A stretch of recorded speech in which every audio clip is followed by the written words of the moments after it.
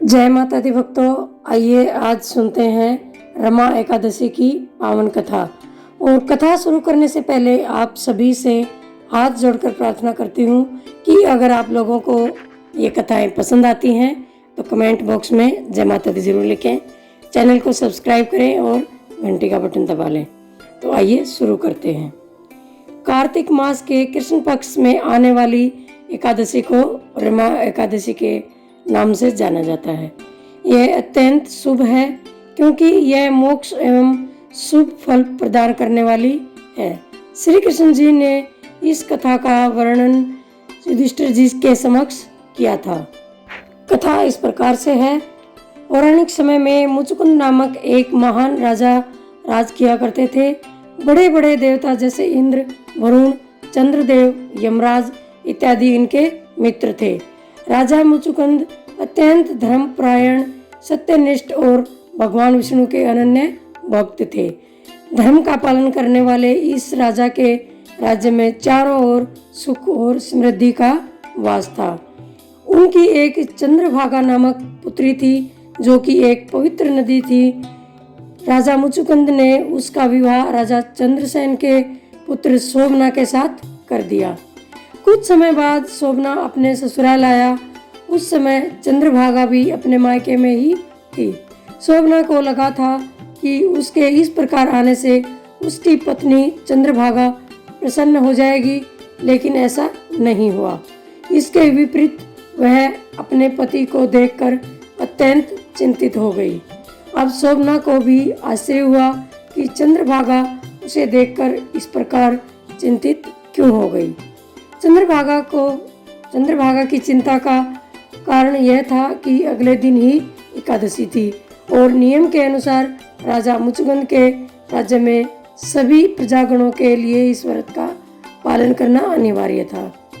यहाँ तक कि उनके राज्य में हाथी घोड़े समेत सभी पशुओं को भी भोजन नहीं दिया जाता था। चंद्रभागा जानती थी कि उसके पिताजी इस नियम के प्रति अत्यंत कठोर हैं और साथ ही उसकी विडंबना यह भी थी कि उसका पति शारीरिक रूप से काफी कमजोर था और भोजन के बिना नहीं रह सकता था। शोभना के लिए एकादशी व्रत का पालन करना असंभव था। चंद्रभागा ने अपने पति को अपनी व्यथा का कारण बताते हुए कहा कि हे स्वामी, मेरे पिता एकादशी व्रत के पालन को लेकर बहुत कठोर हैं। दशमी के दिन ही पूरे राज्य में ढोल नगाड़े बजाकर इस बात की घोषणा कर दी जाएगी कि सभी के लिए इस व्रत को करना अनिवार्य है। मुझे पता है कि आप भोजन के बिना नहीं रह सकते, इसलिए आप किसी और जगह चले जाएं। अपनी पत्नी की बात सुनकर शोभना ने बोला कि अब मैं भी इस व्रत का पालन करूंगा, चाहे इसका परिणाम कुछ भी हो। ईश्वर की इच्छा से जो कुछ भी होगा अच्छा होगा। और इस प्रकार शोभना ने अपने मन में एकादशी व्रत को करने का प्रण ले लिया और एकादशी के दिन व्रत का विधि पूर्वक पालन किया। दिन ढलने तक अत्यंत दुर्बल होने के कारण शोभना का स्वास्थ्य बिगड़ने लगा और रात्रि समाप्त होने तक शोभना ने अपने प्राण त्याग दिए। जब राजा मुचुकुंद को इस बात का पता चला तो उन्होंने शोभना का अंतिम संस्कार कर दिया। इस प्रकार अपने पति के देहांत के पश्चात चंद्रभागा अपने पिता के महल में रहने लगी। चूंकि शोभना की मृत्यु एकादशी व्रत का पालन करते हुए हुई थी, इसलिए उसे प्राप्त पुण्य फल स्वरूप वह अगले जन्म में मंदराचल पर्वत की चोटी के राज्य का शासक बना। यह कोई सामान्य नगर नहीं था, वह देवनगरी के समान था। उसकी दीवारों पर रत्न जड़े हुए थे। राजा शोभना रत्न जड़ित सिंहासन पर विराजमान होकर इंद्रदेव के ही समान प्रतीत होते थे। कथा यही समाप्त नहीं हुई। राजा शोभना को राजपाट तो मिला, लेकिन वह स्थायी नहीं था। चलिए जानते हैं कि किस प्रकार राजा का राजपाट स्थायी हुआ। एक बार राजा शोभना के राज्य में एक सोम शर्मा नामक ब्राह्मण आया और राजा को देखकर वह अत्यंत चकित हो गया। उसके चकित होने का कारण यह था कि वह राजा मुचुकुंद के राज्य से आ रहा था और वह शोभना को पहचान गया था। राजा शोभना ने भी उसका आदर सत्कार किया। इसके पश्चात ब्राह्मण ने जब शोभना को उसके पूर्व जन्म के बारे में बताया तो उन्होंने अपनी पत्नी चंद्रभागा के बारे में पूछा।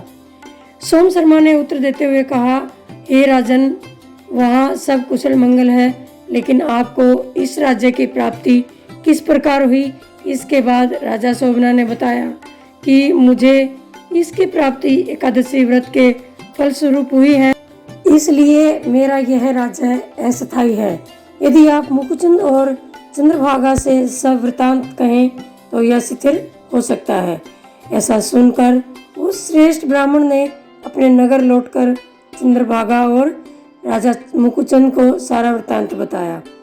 ब्राह्मण के वचन सुनकर चंद्रभागा बड़ी प्रसन्न हुई और बोली कि हे ब्राह्मण, ये सब बातें आपने प्रत्यक्ष देखी हैं या स्वप्न की बातें कर रहे हैं? ब्राह्मण कहने लगे कि हे पुत्री, मैं स्वयं तुम्हारे पति से मिलकर आ रहा हूँ। उनका नगर देवताओं के नगर से भी अधिक सुंदर है। चंद्रभागा ने अपने पिता से आशीर्वाद लिया और ब्राह्मण के साथ अपने पति के नगर को स्थायी करने का उपाय खोजने उस सुंदर नगर की ओर निकल पड़ी। पर्वत की तलहटी में वामदेव ऋषि का आश्रम था। उन्होंने ऋषि को प्रणाम किया और अपनी व्यथा कह सुनाई। उसकी व्यथा सुनकर ऋषि वामदेव ने वेदों से कुछ मंत्रों का उच्चारण किया और उसका अर्घ्य जल चंद्रभागा पर छिड़क दिया।